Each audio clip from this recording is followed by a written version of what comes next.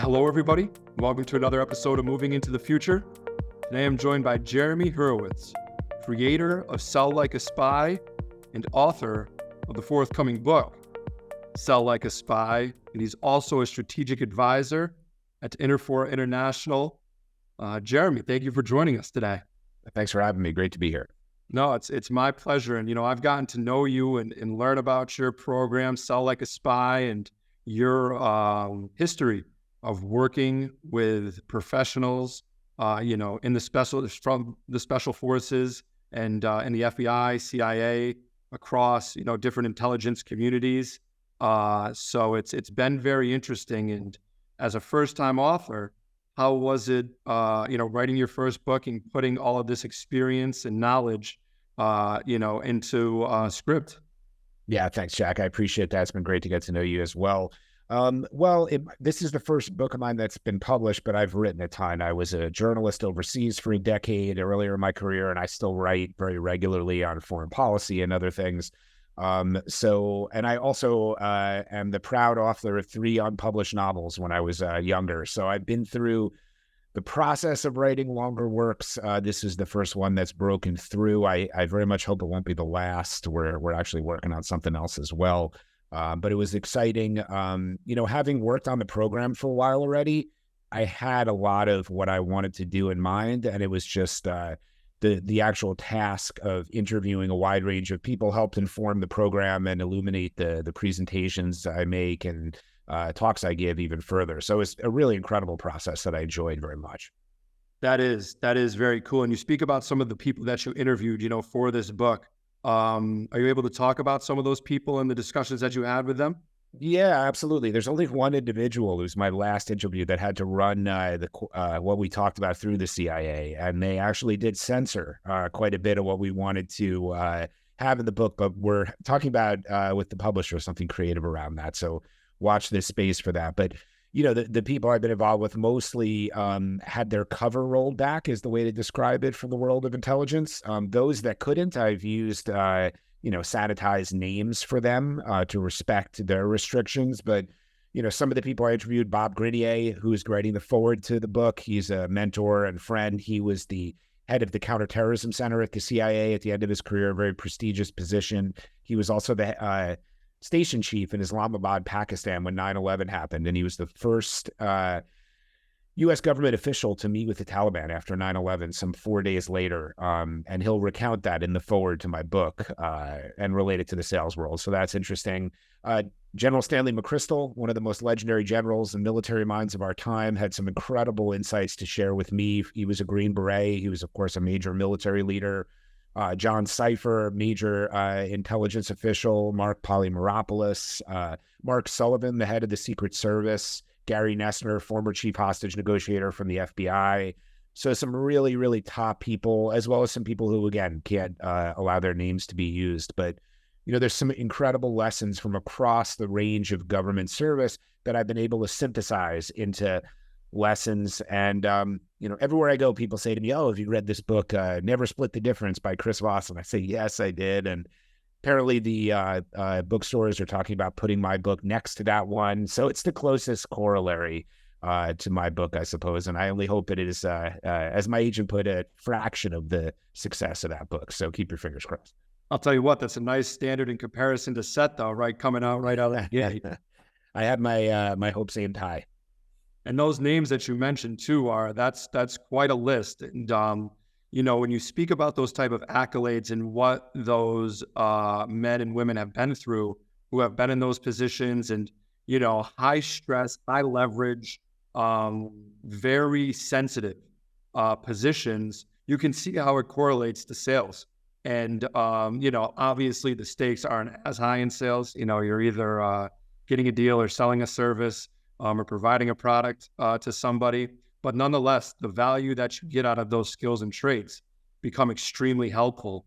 So what are some of those traits, that you've noticed in your time? And again, just for some background for our listeners, you mentioned your time as a journalist, and that's how you first integrated into the intelligence community, speaking with them and understanding them.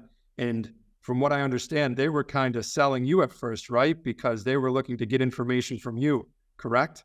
Yeah, maybe a bit. I think you and I chatted about how when I was a younger journalist and pretty naive and, probably an easy mark in some ways, I traveled really extensively doing the work I did. And I bumped into spies, I'm sure, competing for information here and there. But I think what you're referring to is, at more than one diplomatic event. And I lived for many years in Prague, and I used to go to events at the embassy. And now when I look back on it, there were certain diplomats who were, buttering me up and asking a lot of questions and kind of using some of the techniques that I teach to just get me to talk about some of the people I met with and their views. I was never anybody's agent, but a good case officer, just like a good salesperson, is going to use every opportunity to develop information that can be helpful for them.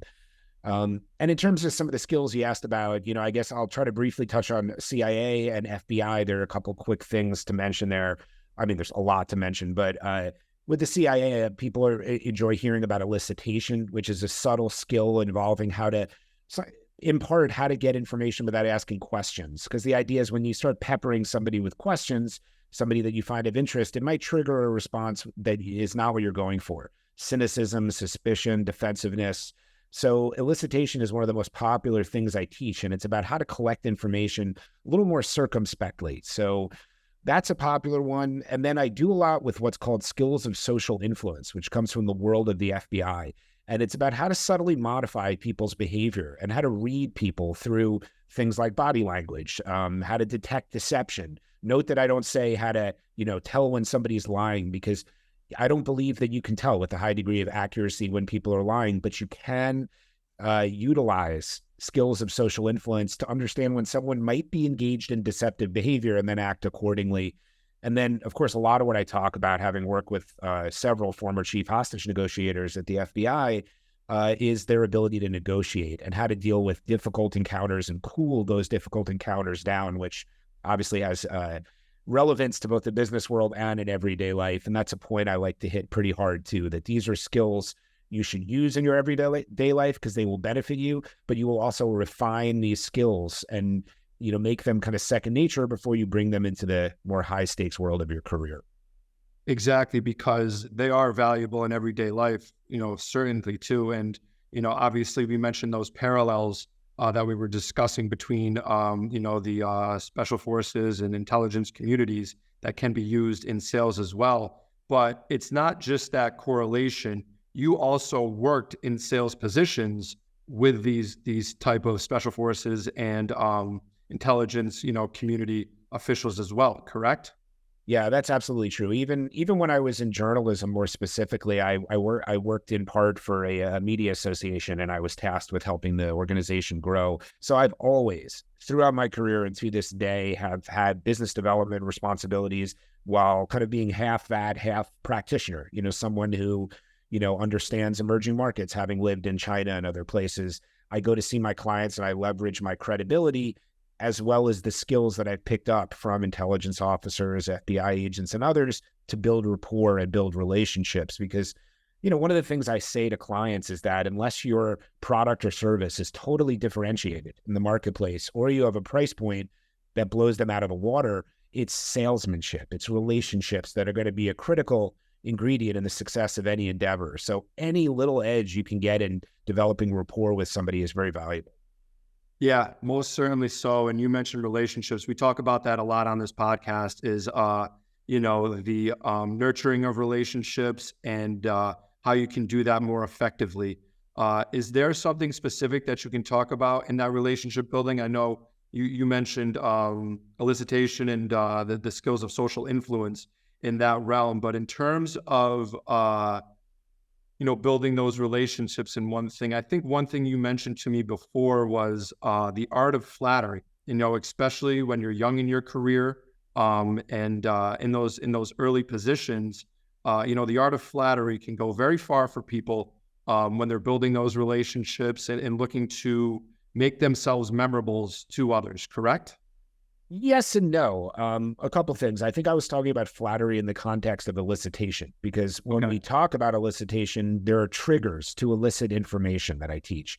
Flattery is one of them, because in our society, flattery is often met with self-deprecation, because somebody in our society, we're supposed to show humility. So say you're interested in learning the, source of your success, Jack, if I wanted to talk with you, instead of asking you, hey, what were the mechanics? How did you do this? I might just comment and flatter you on your success. And you will more than likely be more candid and more revealing about your success and say things that will be more helpful to me if it's done in a manner that's a little bit more self-deprecating than if I just ask you directly when you might not respond to it as well.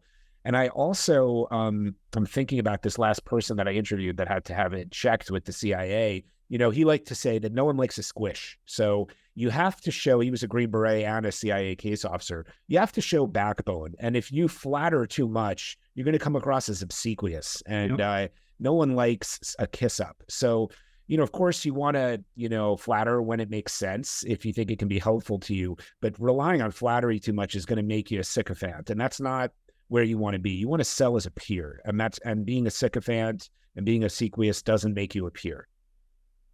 You're absolutely right. And and everything is so delicate, again, especially early when building those relationships and, working to qualify yourself and, again, get to know somebody in a certain way and ideally build their business. Is there something, from the start that, like, really the question I'm trying to get at more so is there stages to selling like a spy? Is there a growth process to it that you review in the book in some sense? I don't think there's really a growth process. I think getting back to what we talked about with, skills for everyday life, as I call it, it's about taking these skills in after you learn and then practicing them on your friends and family. So, one of the things we talk about is mirroring. And in addition to physical mirroring, I reveal the world of verbal mirroring, which is an important skill of social influence that FBI hostage negotiators use. They can't be across from their subject and mirror them, so they use some of the same words. And we talk about details at a more granular level. And look, mirroring is the skill I think you have to practice most in your everyday life before bringing it to the business world, because if you do it poorly, it can look like, you're copying or mocking somebody. And I even had a spy tell me about an encounter they had with an overseas intelligence service, and they were trying to mirror his behavior. They did it poorly, and he was a trained intelligence officer, so he was able to see it. But if you do mirroring badly, it'll backfire on you. So it's not so much about stages. I think you could read something in the book or hear me talk about something and then instantly use it. But in many cases, it's about practicing, refining these things, and then making them your own, adding them to your own very particular skill sets about how you connect with people. Absolutely. Right. Because again, in sales, it has to become your own voice. But like you said, you'll come off as either a kiss up or a fake. And people can read that, very easily. And to bring up that point in terms of reading people and understanding that, which I'm sure is largely a component of the special forces and intelligence community, are there specific details and related skills that people can get from Sell Like a Spy, related to reading and understanding people and where or what they might be thinking about either you or the product or service that you're selling? Yeah, absolutely. I'll say two things. First of all, when it comes to the world of, like the Green Berets who have to get indigenous communities to cooperate with them, they drop behind enemy lines. They're typically under-resourced. They don't want to be kiss-ups. They want to show character, and they want to show a moral center, because people, will respect somebody who knows who they are. So they try to maintain that when they're building rapport and show that, they're worth following, so that's an important point. I think what you're alluding to perhaps is reading body language. And we talk pretty extensively about that. I was able to interview, as part of the book, a very well-known expert from the FBI in body language. He has several books out there, Joe Navarro. And Joe and I talked about some of the things that I, like to speak about. I don't want to give away too much here, but I think the book cover cliche is false, and you can judge a book by its cover. And Joe and I talked about how that is actually borne out in behavioral science studies. We make assessments of people often in a fraction of a second that are almost always correct.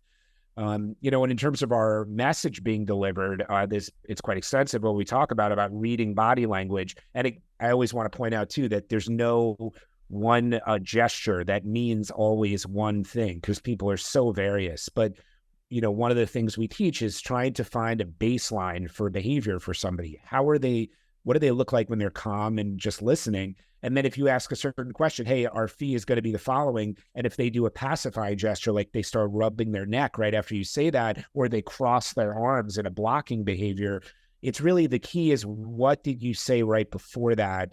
And then what behavior did they engage in right after? And then you can start to see, is my message being delivered? How are they responding to things? So there's not an ironclad, this means that, but there are ways to read people to narrow an information gap and make better decisions. Exactly. And like you said, too, as you start to implement these practices in your everyday life, you mentioned your friends and your families. That's something you can really get good at and really understand. And that is going to help tenfold in the, game of sales and business development and, related services such as that. Another thing, too, is, again, not only are you an author, but you are a strategic advisor to companies and, do provide some level of input and service related to that as well. Is that selling like a spy, a large part of your strategic advisory, or what do you do in that route? Yeah, I do business development work for Intrafor International. It's really fascinating corporate intelligence firm founded by a former Mossad agent. If your listeners have ever seen the movie Munich, the Eric Bana character is the former Mossad officer Yuval Aviv, who founded Intrafor International about 50 years ago. He was one of the guys in Operation Wrath of God responding to the Munich massacre of Israeli athletes, which is sadly, all too relevant to what we're dealing with in the world today. But so I do business development work for them. I travel around the country, especially when I'm giving talks in places, and I meet with law firms and so I utilize the skills that I'm teaching now more than ever in some ways. But what I do specifically, and again, leverage the same skills I'm teaching in Sell Like a Spy, is I deal with the qualitative insights that we collect on investigations at Intrafor. And that means any good investigation is essentially, there's two different phases. There's the public records research, where we look at criminal records, bankruptcy, real estate holdings, confirm education, all these different things. And once we do that, then sometimes we do go to phase two, which is referred to as discrete source inquiries, when, I'll start to do outreach, usually on the phone, sometimes it's in person, and I collect intelligence from people using some of the skills that I teach about rapport building, elicitation, active listening. And I get people to open up to me and talk to me about what it was like to work with Jack in that previous role, because we've been hired by a private equity firm and they're considering retaining you and they acquire your company. So we look for qualitative insights, and we'll do things like, if we hear that Jack is a big tennis player and is at his country club 3 or 4 days a week playing, we'll find a way to get into that country club and we'll observe you playing, and we'll give some insights back to the private equity client about, is Jack a big baby and slams his racket down, and when he loses and he walks off the stage and having a tantrum, or is he gracious in defeat? And these qualitative insights are really important when you are putting $100 million into a company and you're thinking about whether to retain the executive. So that's kind of the corporate spy angle. Yeah. Wow. That is fascinating and very unique. And I'm sure you, again, considering your qualifications and experience, a great role for you to fill into. And just for the record, I am gracious in defeat, especially at tennis and golf. Sports I'm not very good at. It's funny, actually. I'm coaching an 11-year-old basketball team right now. Oh, it's great. We experienced defeat for the first time. A lot of these kids, and I explained that lesson to them. Being gracious in victory and defeat. Good for you. So yeah. So if there ever comes a time, I'm sure I'll pass that test. Okay. In terms of the entire program, Sells Like a Spy, because not only is it a book, but it is a program, that you offer as well. Can you tell us more about that and who you're offering that to? What type of, whether it be talks that you provide. I know you're doing something for IBT Pros next week, which we're looking forward to. What else do you do for companies, as far as the program Sell Like a Spy goes? Yeah, thanks for asking. It's a flexible program in that I'm just trying to meet the needs of my clients. Sometimes it's like a lunch and learn that I'm doing with you guys. Sometimes it's a keynote speech at a conference. I've done quite a bit of that. Sometimes I'm next Wednesday morning, or actually, excuse me, tomorrow morning, next Wednesday, I'm with you guys. I am working with another sales team to do a training. So that'll be kind of a 2-hour intensive session. I often do full day sessions. They're quite exhausting, but we spend the entire day together and we go through. I provide clients with kind of a roster of things that we can talk about. A lot of it's on my website too.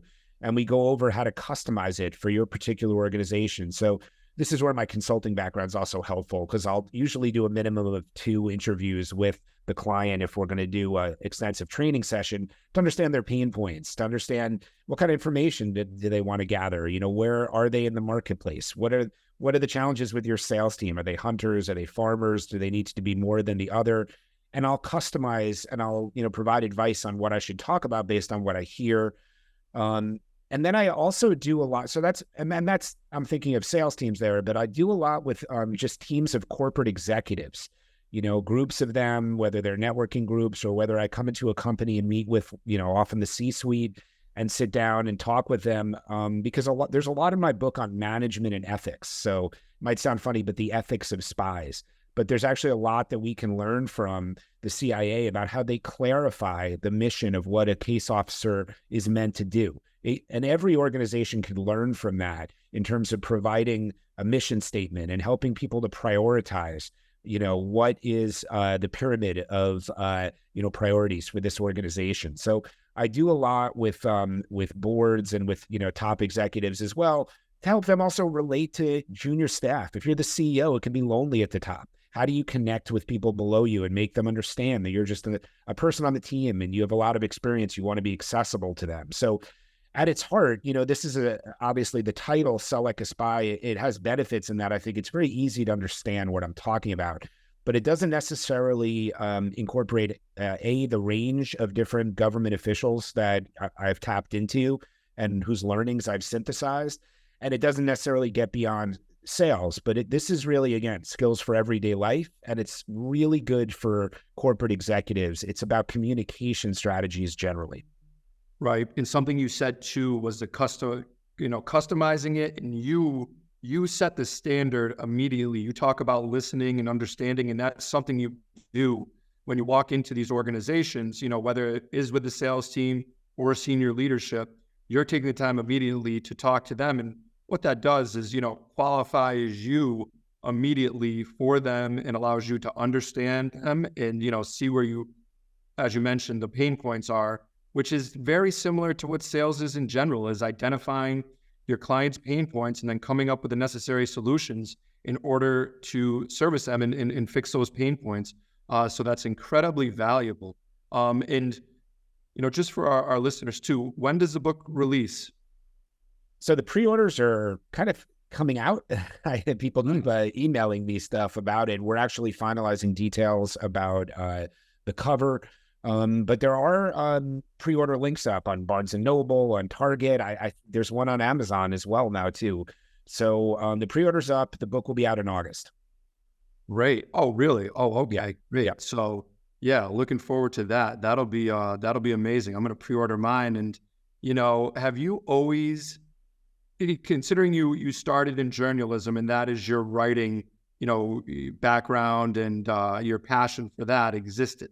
As far as the passion for the spy and special forces, intelligence communities, is that something you always possessed as well, or is that something you developed in your time overseas? I think it's probably since I've been a kid, I've been interested in that kind of thing. And, people ask me, were you a spy? And I was never in the CIA. I've been a corporate spy. I, respect those public servants too much to ever, front like I was with the agency. But I would have been a bad spy when I was younger because I was, a guy who liked to have a good time. I'm good at keeping other people's secrets and not as good at my own. But that's been an interest I've had for many years. Yeah, very cool. Do you have a favorite spy movie or TV show or anything?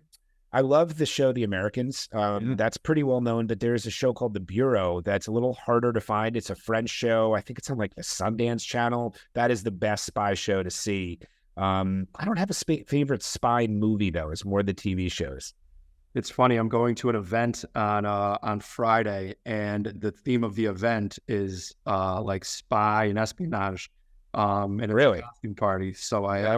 I have to dress as a character. So I'm working on that. I was going to see if you gave me any good tips there. Maybe I'll look up the Brio and take Yeah. you're in there. And I should say, in terms of movies, I mentioned it already, but Munich is a great Mhm. Spielberg movie, and it's based on a true story. So that maybe would be the top one for me. And yeah, a couple Halloweens ago, I dressed as the Deep State with sunglasses, the fedora, dark suit, So maybe that would help with your espionage ideas.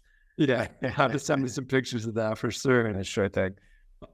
But Jeremy, thank you so much. This was fantastic. I'm looking forward to it. I mean, we met probably about now 4 or 5 months ago, and as soon as I spoke to you, I said this is so intriguing, and I think anytime you can give somebody a new way to present themselves and also analyze those around them becomes valuable. And then when you incorporate the excitement and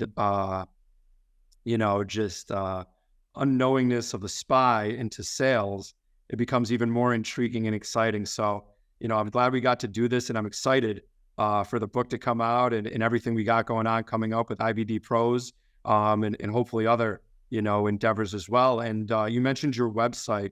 Where can people find you and learn more about your services and what you got going on? Yes, selllikeaspy.net, all one word, selllikeaspy.net. And, connect to me on LinkedIn. That's where I tend to post things. I think with the book, I'll have to establish like an author, Twitter, Instagram, and all that. And I'll be out there with that. But for the moment right now, go to the website and going to connect to me on LinkedIn is the best way to go. Yeah, absolutely. And, if I had more time, I would have asked you more about, the gentleman who wrote the foreword to your book and meeting with the Taliban and stuff like that. But I'm sure you want to save that for the book, right? Yeah, or I'll tell you on the sidelines. No problem. Yeah, sounds good. Jeremy, thank you so much. I appreciate it and looking forward to reading Sell Like a Spy coming up. Thanks so much, Jack. Great to be with you and looking forward to next week. It's my pleasure. Thanks, everybody, for listening.